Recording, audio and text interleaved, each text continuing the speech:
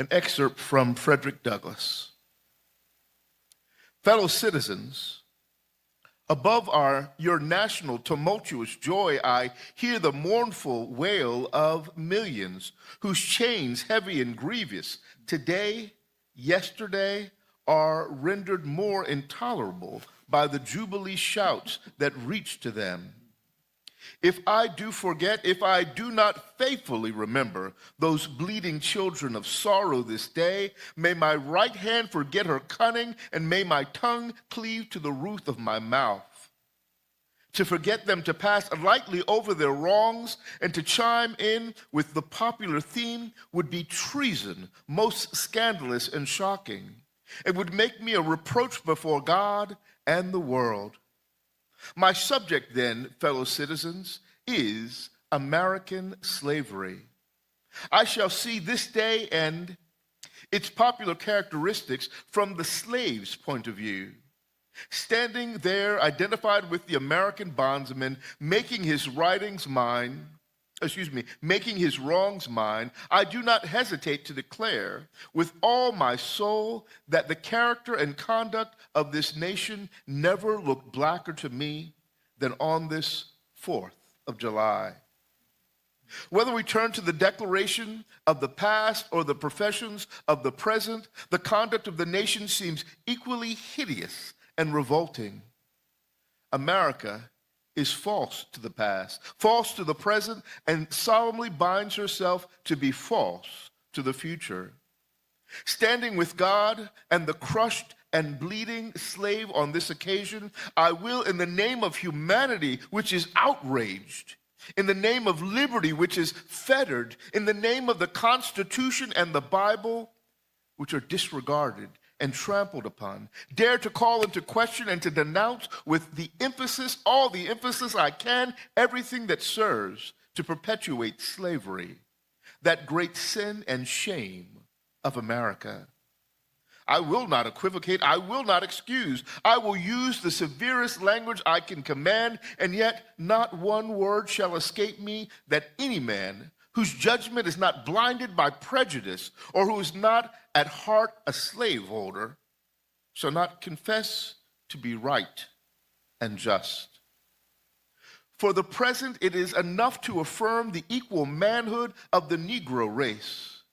It is not astonishing that while we are plowing and planting and reaping, using all kinds of mechanical tools, erecting houses, constructing bridges, building ships, working in metals of brass, iron, copper, silver, and gold, that while we are reading and writing and ciphering and acting as clerks, merchants, and secretaries, having among us lawyers, doctors, ministers, poets, authors, editors, orators, and teachers, that while we are engaged in all manner of enterprises common to other men, digging gold in California, capturing a whale in the Pacific, feeding sheep and cattle on the hillside, living, moving, acting, thinking, planning, living in families as husbands, wives, and children, and above all, confessing and worshiping the Christian's God, and looking hopefully for life and immortality beyond the grave,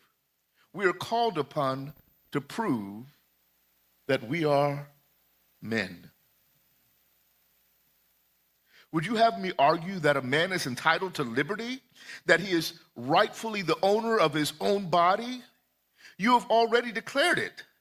Must I argue the wrongfulness of slavery? Is that a question for Republicans?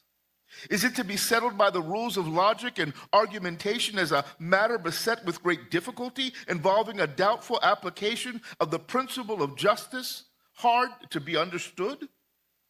How should I look today in the presence of America, dividing and subdividing a discourse to show that men have natural rights of freedom? Speaking of it relatively and positively, negatively and affirmatively. To do so would be to make myself ridiculous and to offer an insult to your understanding. There is not a man beneath the canopy of heaven that does not know that slavery is wrong for him. At a time like this, Scorching irony, not convincing argument is needed. Oh, that I had the ability and I could reach the nation's ear. I would today pour out a fiery stream of biting ridicule, blasting reproach, withering sarcasm, and stern rebuke. For it is not light that is needed, but fire. It is not the gentle shower, but thunder. We need the storms, the whirlwind, the earthquake. The feeling of the nation must be quickened. The conscience of the nation must be roused. The propriety of the nation must be startled. The hypocrisy of the nation must be exposed, and its crimes against God and man must be proclaimed and denounced. What to the American slave is your 4th of July? I answer, a day that reveals to him more than all the other days in your year the gross injustice and cruelty to which he is the constant victim. To him your celebration is a sham, your boasted liberty an unholy license, your national greatness swelling vanity. Your sounds of rejoicing are empty and heartless.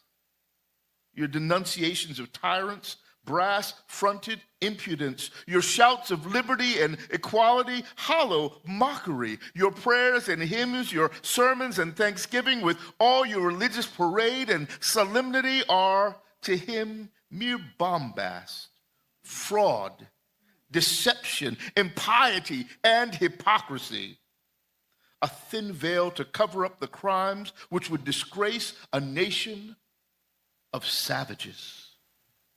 There is not a nation on the earth guilty of practices more shocking and bloody than are the people of these United States at this very hour.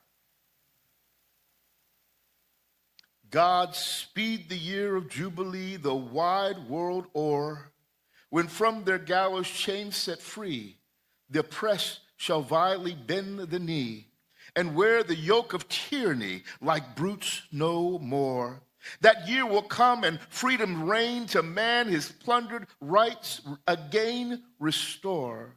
God speed the day when human blood shall cease to flow, in every clime be understood the claims of human brotherhood, and each return for evil good, not blow for blow. That day will come, all feuds to end, and change into a faithful friend, each foe. God speed the hour, the glorious hour, when none on earth shall exercise a lordly power, nor in a tyrant's presence cower, but all to manhood's statue tower. By equal birth, that hour will come to each, to all, and from this prison house the thrall go forth. Until that year, day hour arrive, with head and heart and hand I'll strive to break the rod and rend the give, the spoiler of this prey deprive, so witness heaven, and never from my chosen post, whatever peril or the cost, be driven. This is the word of the Lord for the people of God.